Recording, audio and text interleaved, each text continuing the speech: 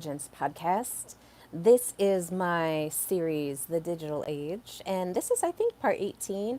Today, we're going to be talking about cryptocurrency, digital money, and anything else that kind of falls into that category.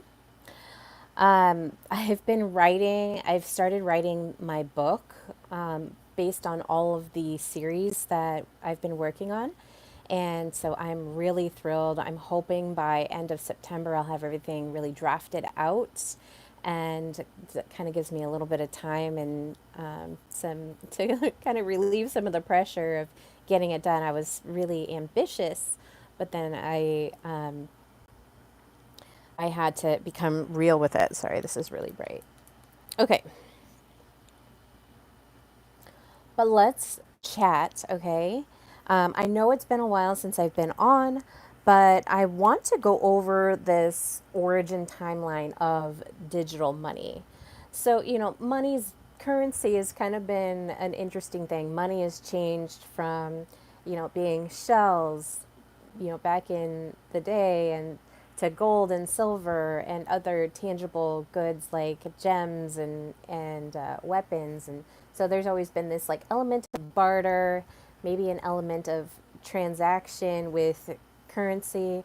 But as we move into the digital age, we have to become truly aware of what is going on in our system here.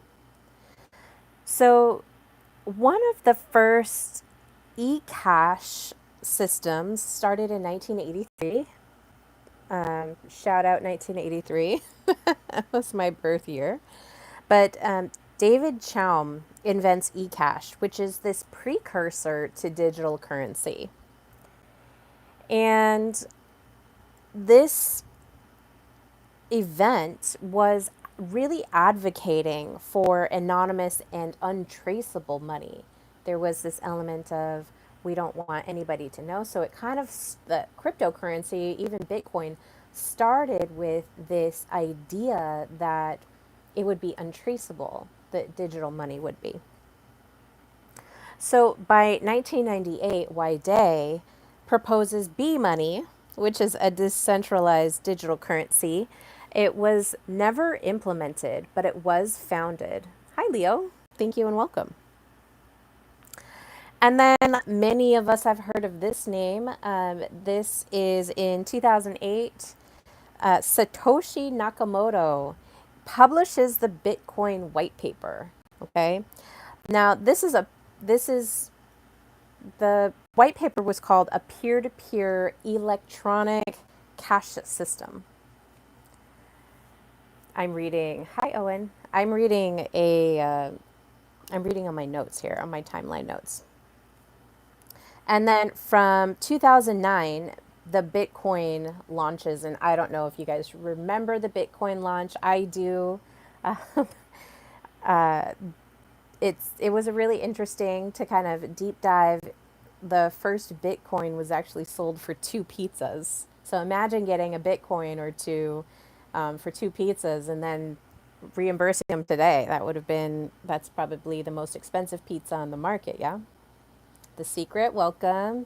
Don't forget to like and subscribe to my channel. I love to have everyone take part in the discourse and chat with me.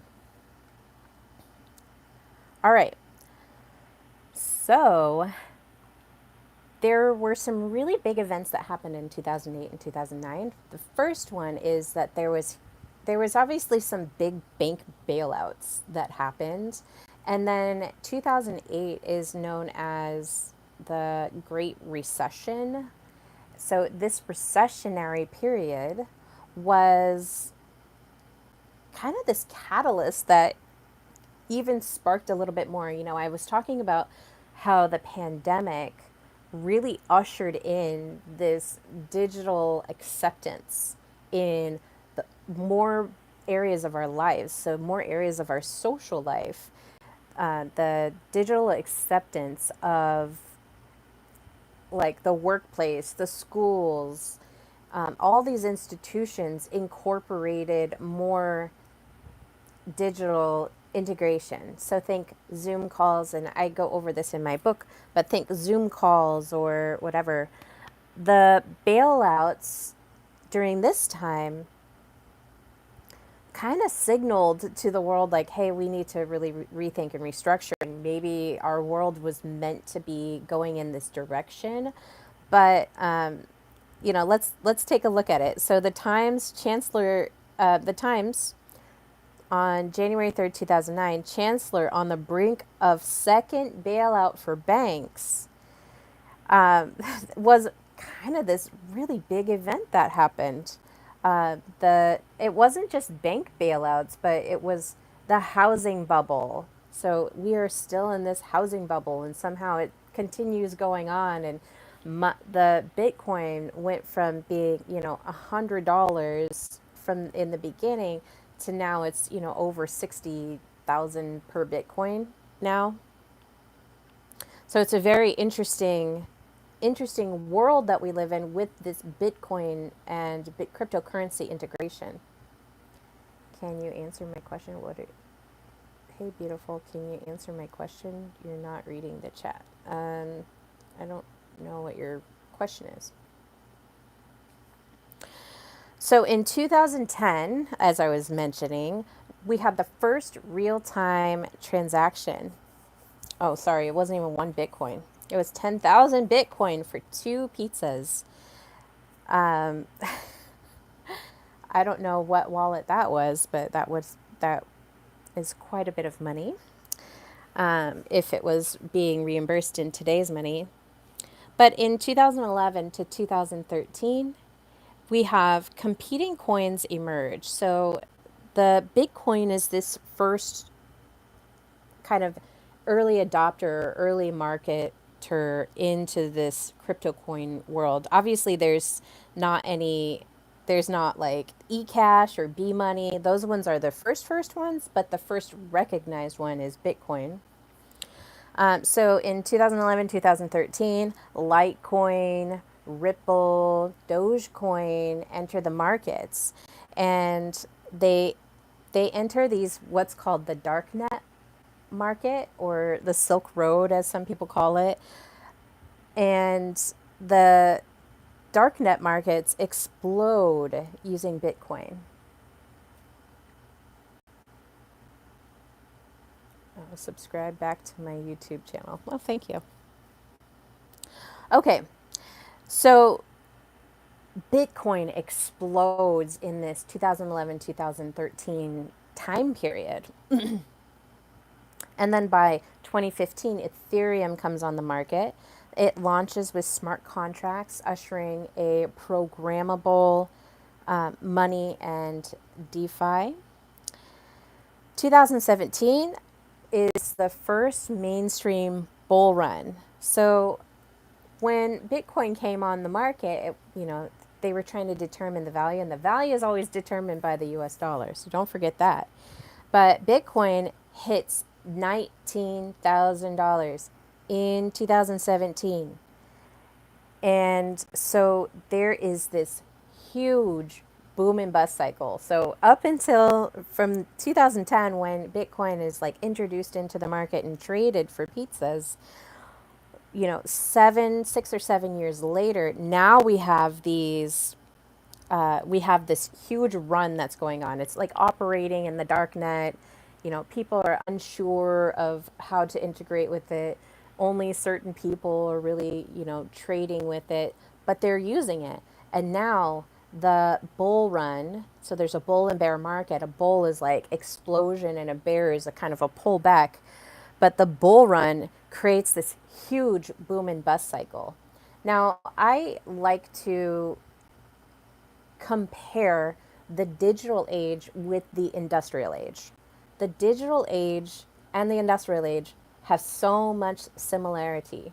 And it's with this mechanization and automation of technology from the industrial age that makes it really good to compare to the digital age.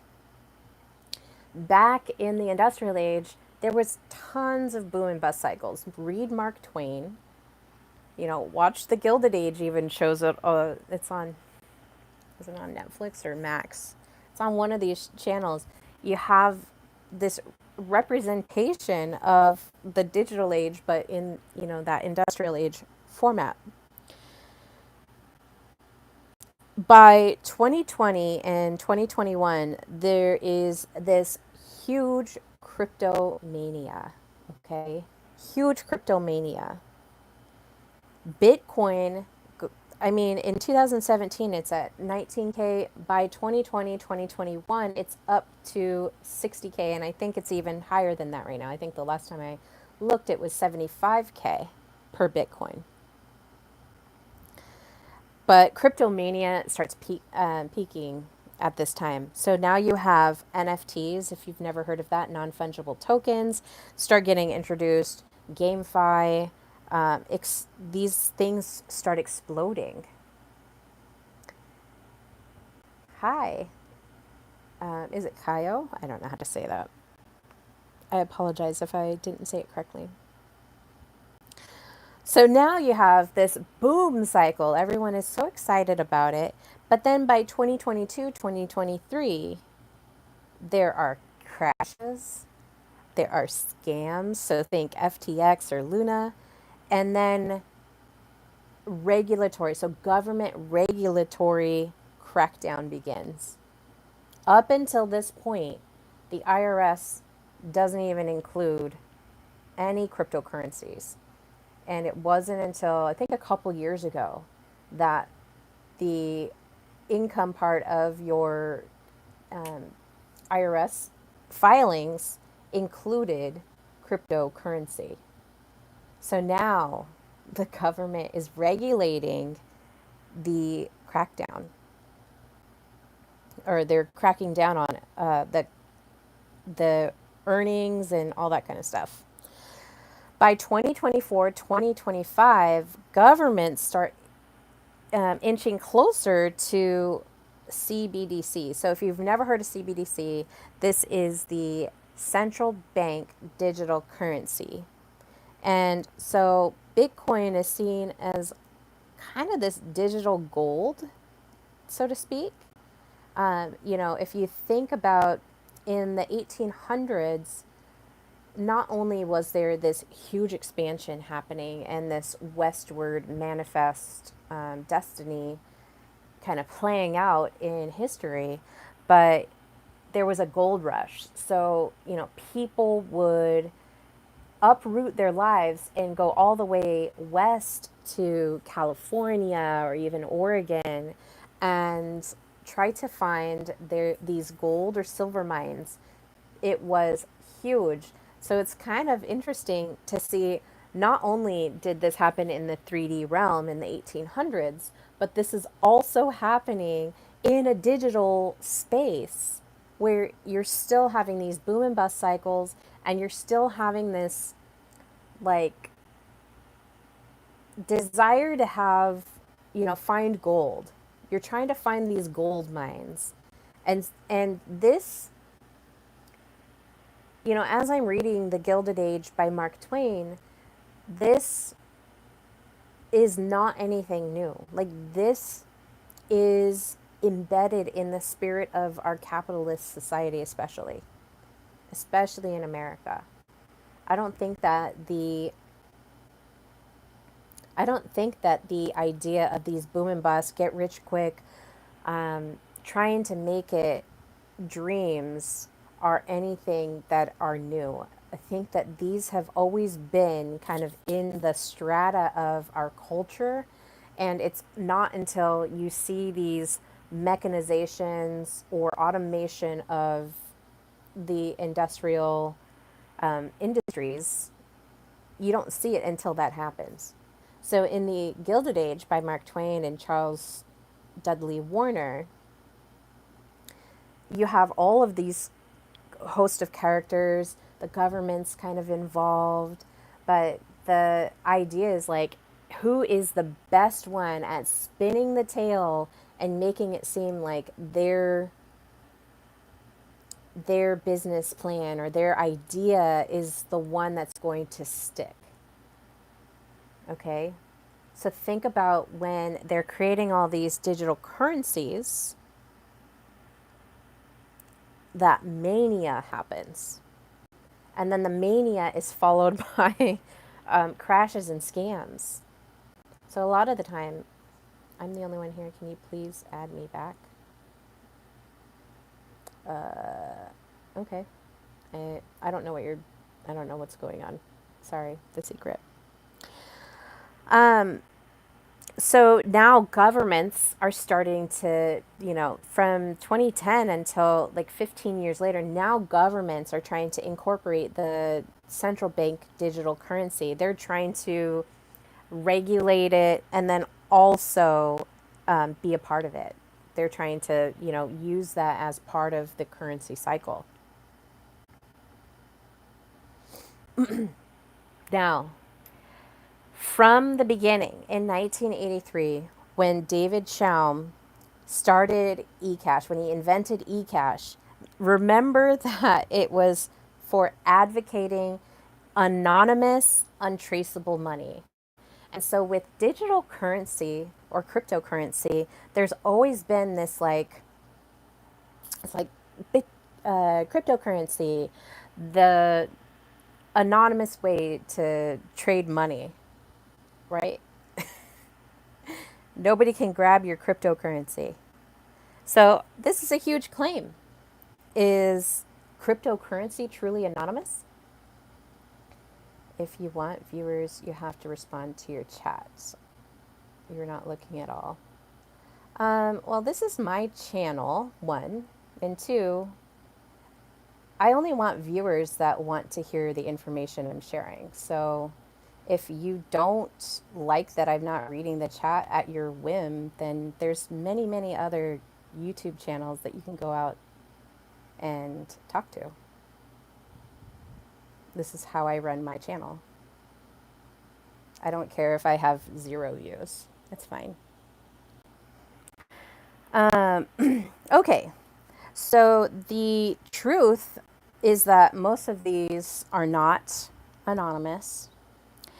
The wallets that you have are numbers, but they're also tied to your identity. There is no anonymity here. This actually makes it traceable forever. So unlike cash, where you can trade cash, and yeah, somebody might find your cash stash, but it's not traceable unless you're putting your email address on there or your phone number, your name, or whatever you're writing on a piece of paper. So basically, you're just talking to yourself. Yeah, I'll talk to myself all day. It's all good. Um, so now we have to look at the truth. The claim that crypto is anonymous is incorrect. The truth is that it is tied, that wallet is always going to be tied to your identity, and all of your purchases are going to be traceable forever. It's like a digital imprint. Think of, anything that you do on the internet, anything that you put through your phone, your email, any transmission that you do is always going to be traceable. It's always going to be traceable. I think sometimes we forget that. And then it's tied to your identity. I think about some of the, I think about, my age, like in when I was growing up versus now where, children and teens have access to social media or even like YouTube. We didn't have that when we were kids. And so, you go out and you make mistakes, you go out and you do something foolish, and, maybe there's like this photo or photograph or whatever of the thing. But beyond that, there's no permanency. It's just this analog photo. But now we have these digital spaces where even if somebody gets humiliated, so I think about the Coldplay C-suite scandal that happened. Was that last week or 2 weeks ago? I don't know. Time is weird.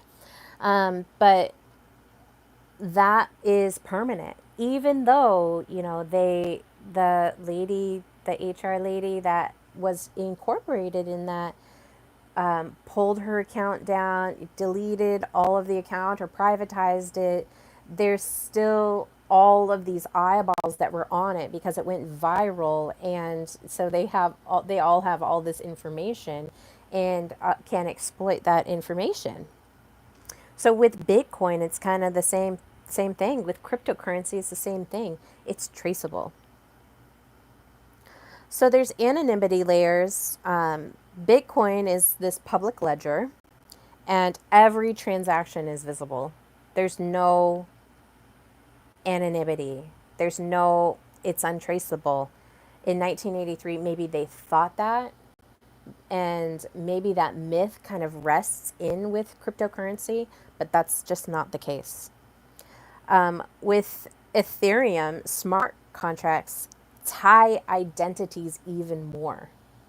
So it's even more tied to your identity. And I talk about identity in one of my um, one of my broadcasts.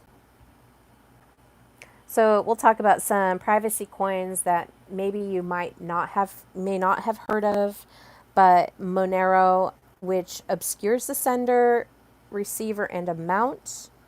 With the privacy coin, Zcash has optional privacy features, and Dash has private send, but still traceable with effort. So there is some level of privacy that is trying to be incorporated into cryptocurrency, but it does not necessarily mean that that is going to happen.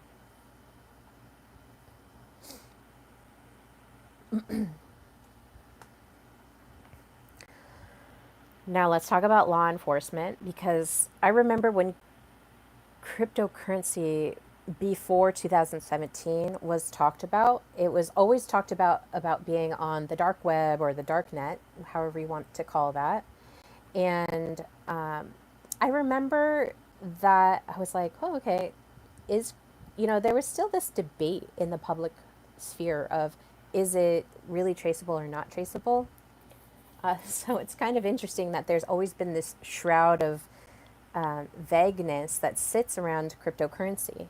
But the law enforcement cracked down on many anonymous trails using blockchain forensics. So they can use chain analysis or elliptic to really look at, okay, what is being purchased. I remember hearing, I listened to Alex Jones during the time, and so it was just like they're using Bitcoin to, purchase children on the internet or whatever it was. Like, you can buy whatever you wanted on the dark net, legal or illegal or whatever you wanted. And I never investigated it. I never even, peered into it. I wasn't interested in seeing what was going on, because it really was a wild west. When I talk about, the gold rush, even this digital gold rush that's happening with cryptocurrency is also happening. And, back then you can, get gold, and then you can buy whatever you wanted, live as extravagantly as you wanted. But the same thing goes here in our digital gold rush, okay? So there were also KYC laws at exchanges, and they were able to trace IP addresses. So law enforcement was really able to kind of hone in on where that is. And if you think that they are not using that now, sorely mistaken. Like, all of that is, like I said, it's all tied to your identity, and it's all traceable. So that if you want to have anonymity in cryptocurrency, it's going to be a very hard or difficult fight in order to do that. There's no guarantees, though, that it is going to be anonymous or untraceable, and so just use with caution. So now let's move over to integration and commerce. So in the early days, Bitcoin is used in black markets. so like I said, in that dark web in or the dark net or whatever you want to call it. And then also with online tipping, now you can go to your favorite like you can go to your subscriber, and as long as they were able to receive the tips, you could tip somebody with Bitcoin or any cryptocurrency. And then the libertarians especially enjoyed the cryptocurrency because they wanted to there's like this break away from the current systems that happens with libertarianism, and it's kind of interesting. But there were certain libertarians that were a little niche that really got on board with it. So by the mid 2010s, there are some commercial companies that started accepting cryptocurrency. So those include Shopify or Overstock.com, or even I think that's called just O now. But and then even Microsoft started using and integrating cryptocurrency into their purchases. So the remember in 2017 there's this mania, crypto mania happened. And so payment processors like BitPay start to emerge. And in recent years, so, like I mentioned, I talk about how the pandemic really kind of encouraged all of this digital experience to, because of that, like 6 foot rule, limit social contact. A lot of the digital stuff just was thrown in there, and they're like, we've got the answer to not talking in person or exchanging cash. And I talk about how, even at my local coffee shop, there were signs that said we don't accept cash, card only.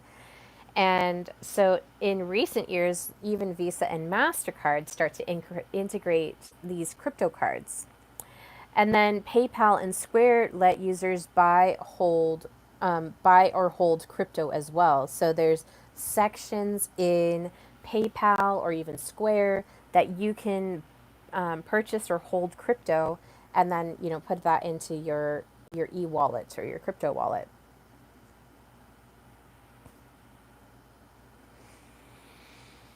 So the other thing are stable coins like USDC and Tether become real currency of commerce, and they're not they're shown to be not volatile like Bitcoin, but they're still introducing this digital currency. People are still kind of hungry for it. I don't know if they're really as much of a mania as it was in like 2017, 2018.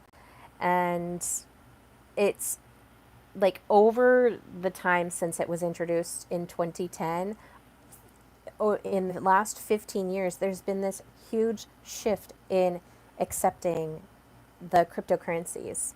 And it moved from currency into assets. So now it's considered an asset. And what do I mean by that? It's less likely to be used to purchase coffee or, purchase your groceries or pay your rent. Now it's really looked at as this asset to hedge inflation, or to invest your money into the digital currency. So that's a huge shift. It went from pizzas to now, securing your legacy or your future, to avoid the inflation of, whatever currency you happen to be under in whatever nation you're in. I would also like to talk about, just to preface, I've never used cryptocurrency, but it has to be talked about, and I couldn't find anybody that had a coherent background, so I just kind of put together this this abbreviated version of what cryptocurrency is. And then I wanted to really get into like how it integrates into our society, because it has to be talked about. It is quite a large part of our last, generation of time.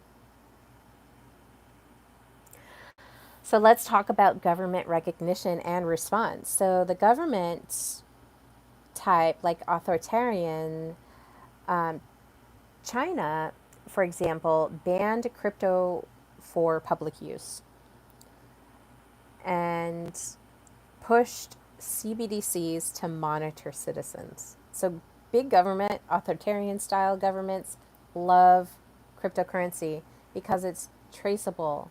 It's not like having cash that you can, exchange cash with somebody.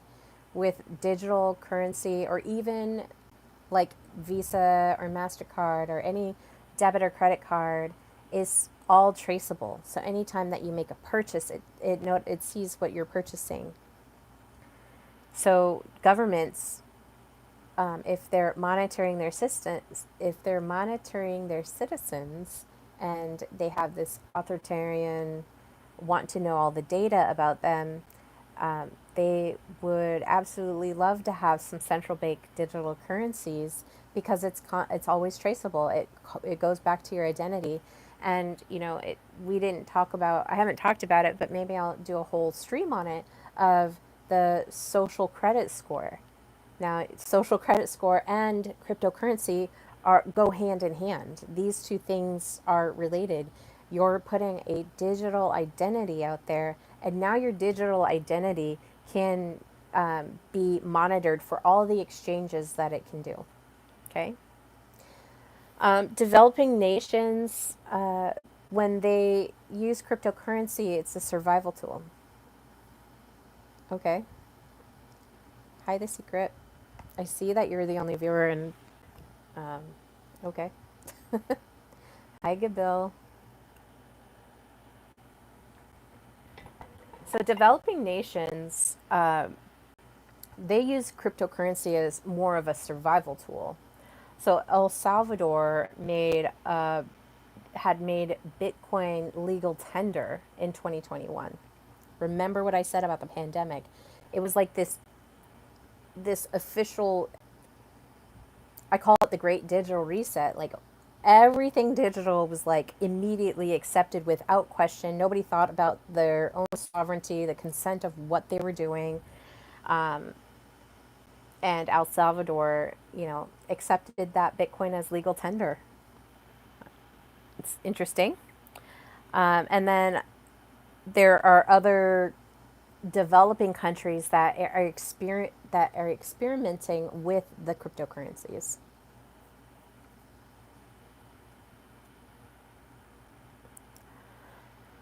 Um, so Western states, they are more focused on regulation and not necessarily banning it. They're focused on tax enforcement. How can we tax the crypto asset as it is now? It's not anything that's in exchange for, that cup of coffee or even that fancy dinner that you want at that nice restaurant. So they're looking at, how do we tax this money? Western states also focus on anti-money laundering, so they're looking at that.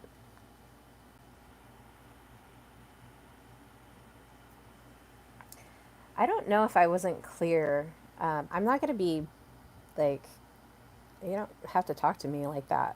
And you don't have to subscribe to my channel either. This isn't like, this isn't what that is. If you want to go do that with somebody else, like, there's tons of people on YouTube that will go out and do that for you. I want a quality, not quantity audience.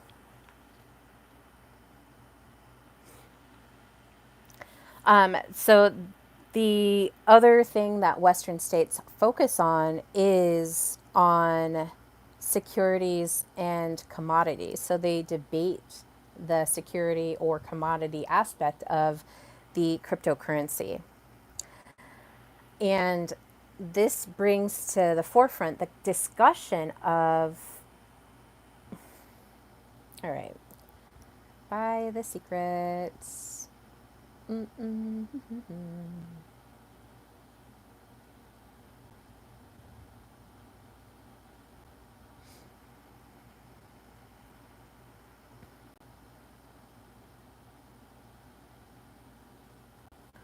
Okay. I'm not going to be bullied on my own channel. There's lots of other YouTube channels. You can go talk to people. It's great. All right. So CBDCs are coming. So central bank digital currencies are coming. They've already been introduced. And if we look at the history of all of these digital integrations that we've had, the internet, email, e commerce, social media, like these are all normal, natural parts of our society now. In China, the there is already a crypto e-China money rollout. Okay, in the U.S., Fed now is prepping this infrastructure into introducing CBDCs into the role of currency. Okay, and that was in 2023.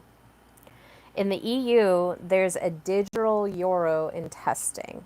Okay, and then in India, Brazil, and Nigeria, there's pilot CBDCs that are also live and being integrated. So we've got all of this digital currency being rolled out from a government perspective, and it's promising efficiency. And we've got to really consider, like, do we want to really integrate into that, or do we want to maintain, like, we have the option and the sovereignty to either accept or to reject this. This is sovereignty is an act of the universal law of consent. That is the sovereignty. You get to choose, and then you also get to choose whether or not you'll be coerced, manipulated, and or somehow forced into accepting things. But that is a violation of your consent. It's a violation of your sovereignty. They have to have your consent in order to roll these things out. So now let's look at where crypto is going. So with Bitcoin, it's likely going to be looked at as digital gold, GOLD. The digital gold rush has already happened. It happened in 2017 up to 2021. Bitcoin went from 17 or 19K all the way up to 60K, and I think it's even higher. I think it was around 75K before. There's a hard cap of 21 million Bitcoins, so there is a little bit of scarcity around that narrative. So that's for Bitcoin.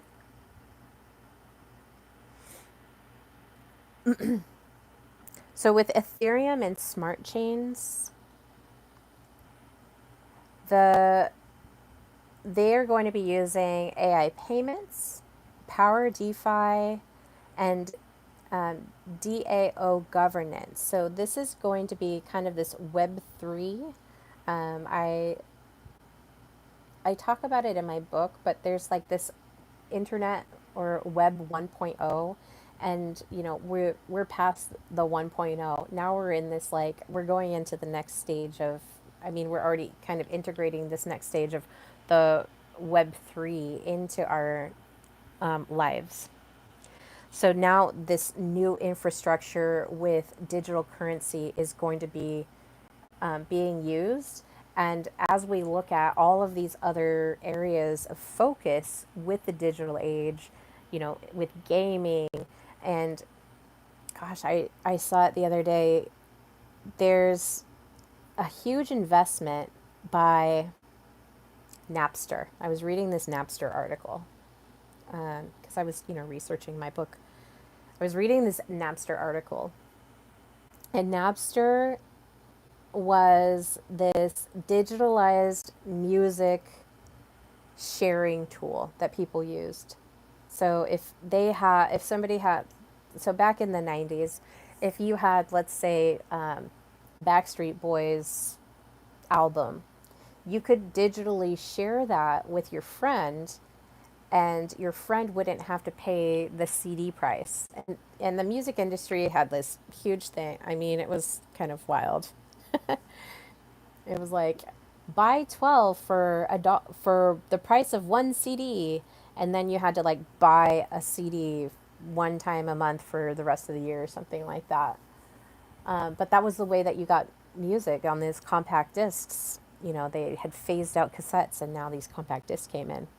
And so Napster was one of the first to digitalize the music scene. So this is before all of these other companies. I mean, there was some digital music, but they were the ones that, like, I think they were maybe 18, created Napster, and all of a sudden, the music industry is like, what the heck? We're missing out on money. You guys are using copyrighted material. And so they ended up getting phased out pretty quickly. I think in 2001, they lost their lawsuit, and they had to close the company.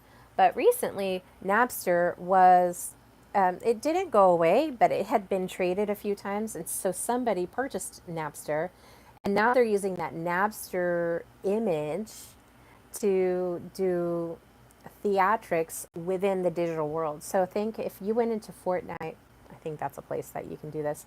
But if you went into Fortnite and you wanted to attend a concert by Lady Gaga, that's a possibility of something that could happen in the digital space. And you would have to buy your digital ticket to go to the digital concert, but you can experience it in the VR world. And that's where cryptocurrency is really kind of integrating into this place.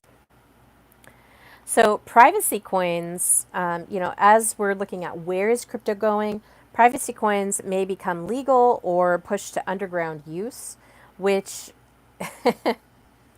it's this battle between surveillance and, this idea of freedom. Like when it began, cryptocurrency was really looked at as this untraceable, anonymous tender. And now, with these privacy coins, they're still trying to hold on to that appearance. But we'll see where that goes. So, CBDCs, central bank digital currencies, they're not necessarily crypto, but it's a government response to whatever cryptocurrency is or becomes.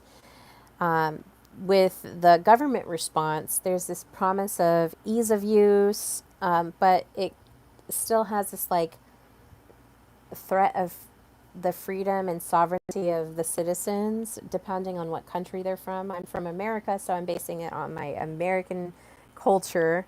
But other countries have different viewpoints on it, and different levels of acceptance.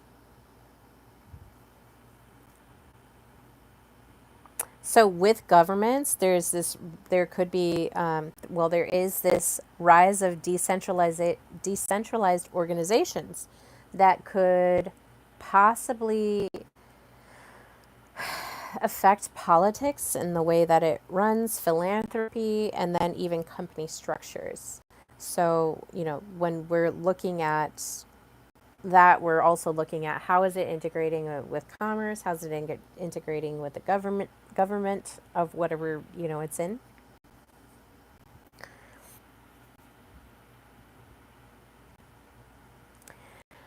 With AI, which is a huge discussion, and cryptocurrency,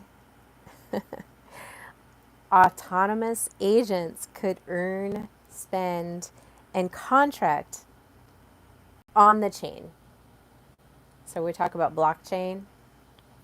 So on the chain, autonomous agents. So, AI personalities could earn, spend, and contract using the cryptocurrency, which this is a possibility in the future. And then bio crypto fusion. So biometric wallets where there's like a face scan or iris scan, DNA identity tied to your biometric wallet. You're kind of bound to these tokens that are created. So if you have ever gone to a Whole Foods location, there you can actually scan the palm of your hand to pay for something. So that's like this digital currency is integrating into our biometrics. I talked a little bit about it, and maybe I'll go a little deeper into it, but the biometrics, as far as like scanning the hand and looking at that, the bio crypto fusion is already occurring, from what I could tell.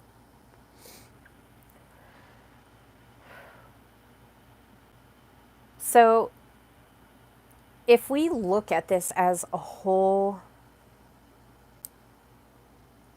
if we look at the cryptocurrency like altogether holistically, we're looking at, when crypto was first introduced, it was to be untraceable, anonymous. And then by 2008, that whole bank bailout, housing bubble crisis, the Great Recession as it's known, kind of launched need to have this need because at that time tension was so high with just money in general. It was ballooning out of proportion, and it hurt the economy on a huge scale. I lost my, I mean, I got laid off from my job, and you know, hundreds of thousands of other people also got laid off during that time. So it really hit the bottom line, meaning it hit families in a big way. And so when that happened, they're looking at currency as this, I don't want to say enemy, but it was just being misused. And the ballooning of the debt was, I mean, it's incomparable, and it's just gone up since then. And so cryptocurrencies, Bitcoin in particular, was kind of this rebellious answer to the ballooning bailouts and the bubble that was happening at that time. Now, when it began as this technology that really wanted to be in this sovereign space, right? It wanted privacy, it wanted autonomy, it wanted decentralization, it wanted to be untraceable, really this anonymous, let me be me kind of aura about it, right? But the integration of it led to this commerce and regulation. It's made it a lot more accessible, but also like it's less radical than it was when it came out in 2010. The idea of it in 2008 sounded great because it was such a huge struggle. Lots of people lost their homes, lots of people lost their jobs. It was a huge disruptor of just the way that the currency in America, at least, was being managed. The debt bubble is astronomical. It's like this huge wave, maybe not even that. It's like this huge lake that has dams around it, and the dams are like they're like failing here and there. And we see evidence of that with, the rise in housing interest. So when we look at this from a spiritual or sovereign lens, we need to be looking at, what are we going to do? Are we going to hold the e-wallets?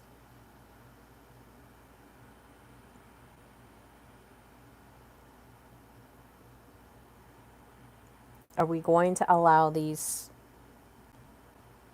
tokens to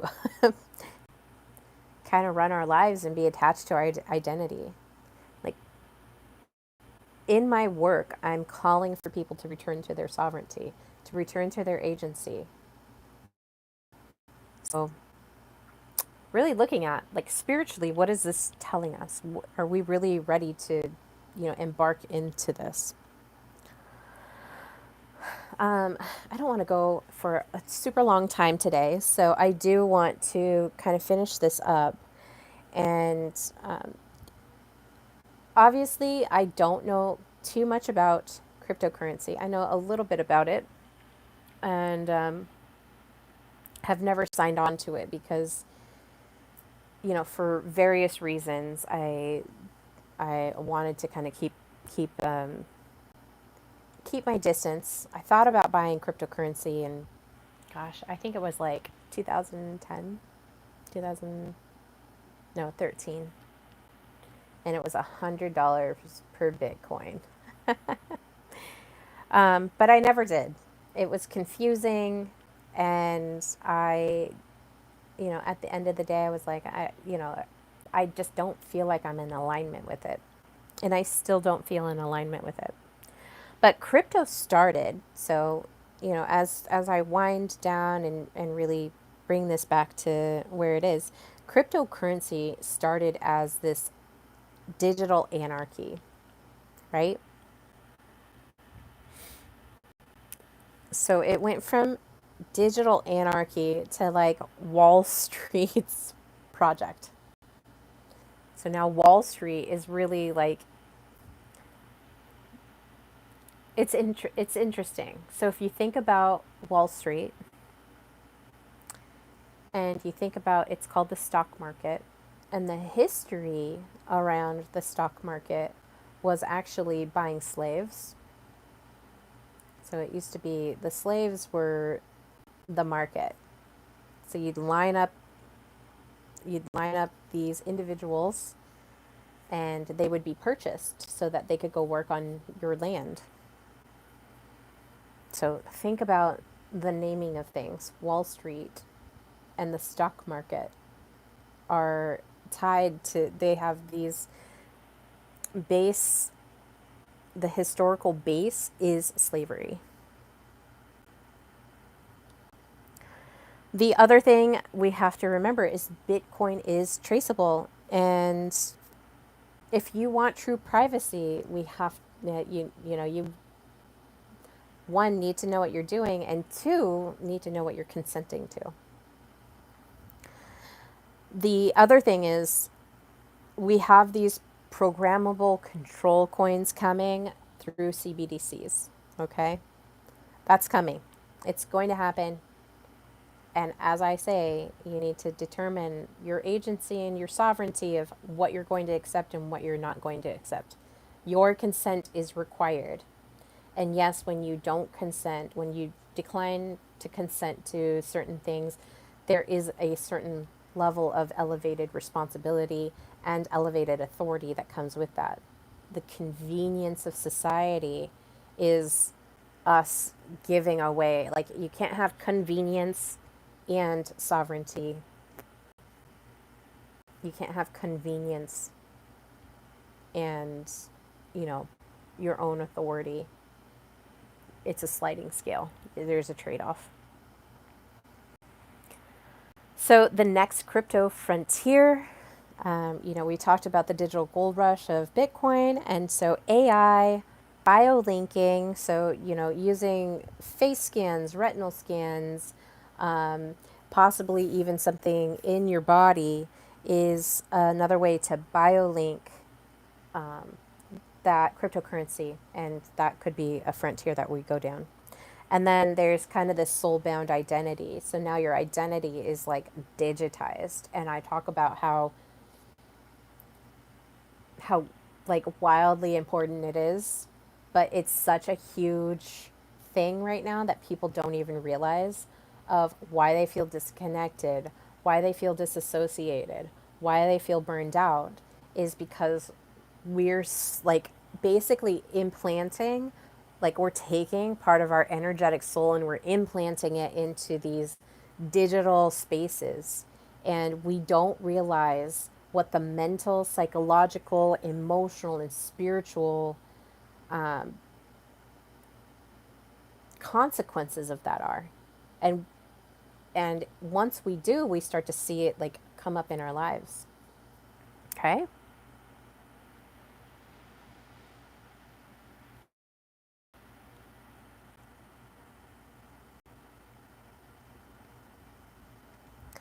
Well, that's as good as I'm going to get covering cryptocurrency. If you've watched this thus far and you have some comments to share, maybe some highlights, I know that this is kind of a controversial topic, and so there's a lot that goes into it.